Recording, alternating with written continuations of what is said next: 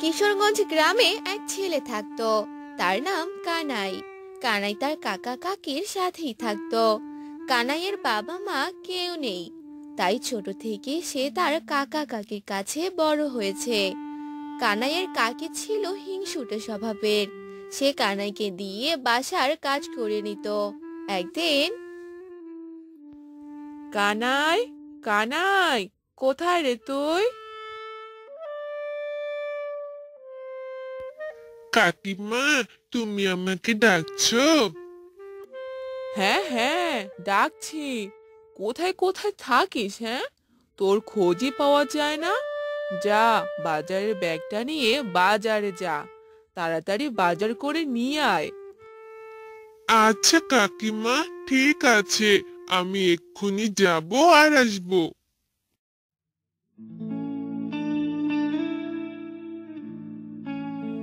এরপর কানাই বাজারের ব্যাগ নিয়ে যেতে থাকে। যেতে যেতে তার সাথে রতনের দেখা হয়। রতন কানাইকে দেখে মনে মনে ভাবতে থাকে।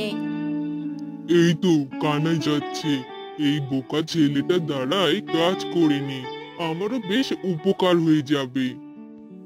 কানাই অনেক বোকা ছিল, তাই ওকে যে যা বুঝাতো তাই বুঝতো। রতন এসব মনে মনে ভেবে কানাইকে ডাকতে থাকে। কানাই, এই কানাই, কোথায় যাচ্ছিস? এই যে কাকু, বাজার করতে যাচ্ছে। তা তুমি কি করছো গো?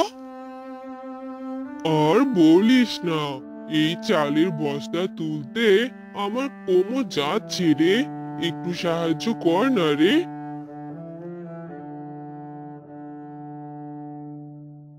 কিন্তু কাকিমা তো তাড়াতাড়ি বাজার নিয়ে যেতে বলেছে। ও, পরে নিয়ে যাস, আমাকে একটু সাহায্য কর না রে বাবা।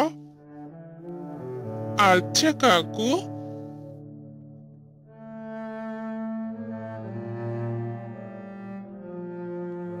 এরপর রতন মনে মনে মিটিমিটি হাসে আর কানাই রতনকে সাহায্য করে। সে চালের বস্তা পিছিয়ে নিয়ে বাড়ি অবধি রেখে আসে।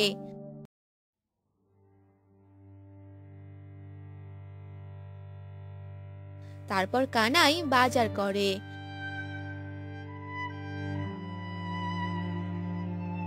বাসায় ফিরতে অনেক দেরি করে ফেলে। এদিকে কানাইয়ের কাকিমা অনেক রেগে ছিল। কানাই বাড়িতে আসার সাথে তার কাকিমা বলে ওঠে। এই যে নবাব পুত্তর, এতক্ষণে আপনার আসার সময় হলো? হ্যাঁ রে, তুই বলে যাবি আর আসবি, এই তো যাওয়া আসা হলো। হারামজাদা, বসে বসে খাস তো গায়ে লাগে না, তাই না? আজ তোর খাওয়া দাওয়া সব বন্ধ। কিন্তু কাকিমা। চুপ, যা, দূর হ আমার সামন থেকে। এরপর কানাই মন খারাপ করে চলে যায়। কানাইয়ের কাকি সত্যি সত্যি রাতে কানাইকে কিছু খেতে দেয় না। কানাই শুয়ে শুয়ে বলতে থাকে। ইস, আমার যে বড্ড খিদে পেয়েছে, খিদে জ্বালা যে আমার ঘুমও আসছে না। কাকিমা এমন কি করে করে? আমার যে খুব খিদে পেয়েছে। কানাইয়ের না খেয়ে থাকতে খুব কষ্ট হচ্ছিল। সে ঘুমানোর চেষ্টা করে, কিন্তু ঘুম আর আসছিল না। তাই কানাই ভাবে। না, আমি যে আর থাকতে পারছি না, মনে হয় সবাই ঘুমিয়ে পড়েছে। যাই, গিয়ে দেখি কোনো খাবার আছে কিনা।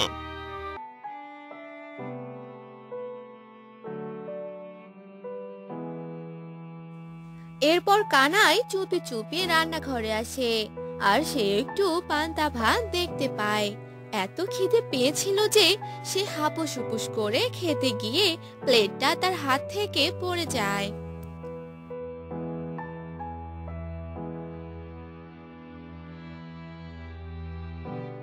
আর কানাইয়ের কাকি শব্দ শুনে উঠে আসে।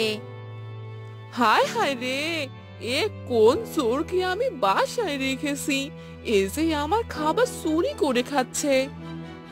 কাকিমা, আমার যে খুব খিদে পেয়েছিল গো, তাই। চুপ, চোরের আবার বড় গলা। থাম, আজ তোর এমন হাল করব না। এ কথা বলে কানাইয়ের কাকি কানাইকে লাঠি দিয়ে মারতে থাকে। আর কানাইয়ের কাকু এসব কিছু দেখেও কিছু বলতে পারে না। ও কাকিমা, আমাকে মেরো না, আমার খুব লাগছে। ইস, আহ, আমাকে মেরো না কাকিমা, তোমার পায়ে পড়ি। আমাকে মেরো না কাকিমা।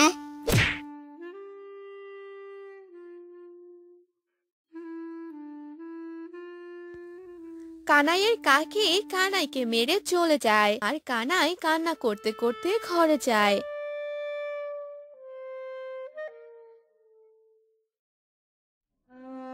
আর শুয়ে শুয়ে বলে, আজ বাবা মা নেই বলে আমি দুবেলা দুমুঠো খেতেও পারি না। বাবা মা, তোমরা থাকলে কি আমার সাথে এরকম করতে পারতে? আমাকে রেখে চলে গেছো?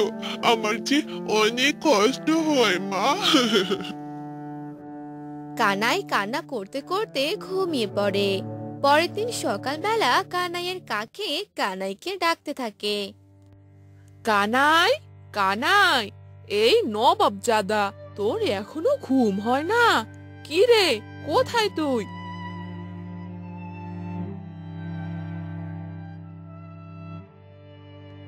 কানাইয়ের শরীরটা তেমন ভালো না।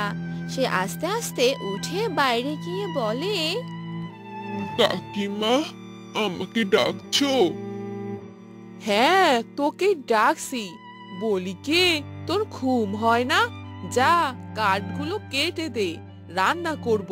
ঘরে যে কোনো খড়ি নেই। কিন্তু কাকিমা, আমার শরীরটা আজ ভীষণ খারাপ, আমি যে কাঠ ফাড়াতে পারবো না। কি, তোর এত বড় সাহস? আমার মুখের উপর না করছিস? যা বলছি, আজ কাঠ না কাটলে তোকে ঘাড় ধাক্কা দিয়ে বাড়ি থেকে বের করে দিব। বসে বসে খাওয়া আমার বাড়িতে চলবে না। কানাই কোনো উপায় না পেয়ে মন খারাপ করে কাঠ ফাটাচ্ছিল। তার দুই হাতে বড় বড় ফুসকা পড়ে যায়। ইস, আমি যে আর পারছি না। কাকিমাকে আমার অসুস্থতাও বোঝে না। ইস, আমার হাতে যে ফোসকা পড়ে গেছে, আমি কি করে কাঠ ফাড়াবো?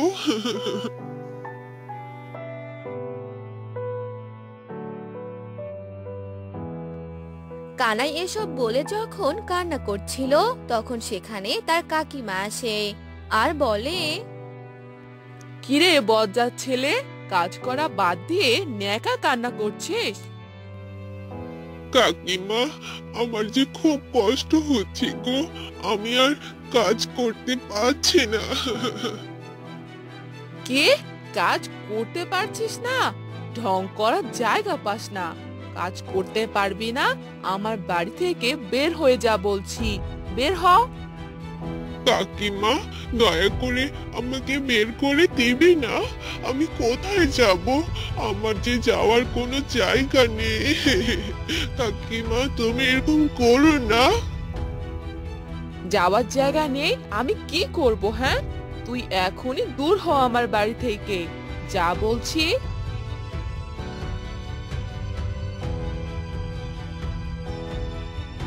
কানাইয়ের কোনো কথাই তার কাকিমা শোনে না। কানাইকে বাড়ি থেকে বের করে দেয়।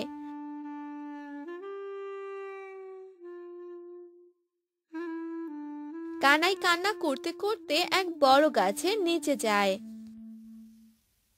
আমার যে যাওয়ার কোনো জায়গা নেই, আমি কোথায় যাব? আমি কি খেয়ে থাকবো? আমার যে এখানে কেউ নেই। কানাই যখন এসব বলে কান্না করছিল হঠাৎ তার মাথায় এক বুদ্ধি আসে। আচ্ছা, আমার তো যাওয়ার জায়গা নেই, আমাকে তো কেউ এমনি এমনি খাবারও দিবে না। আমার বাবা আর কাকু তো নাপিতের কাজ করতো, আমিও তো পারি।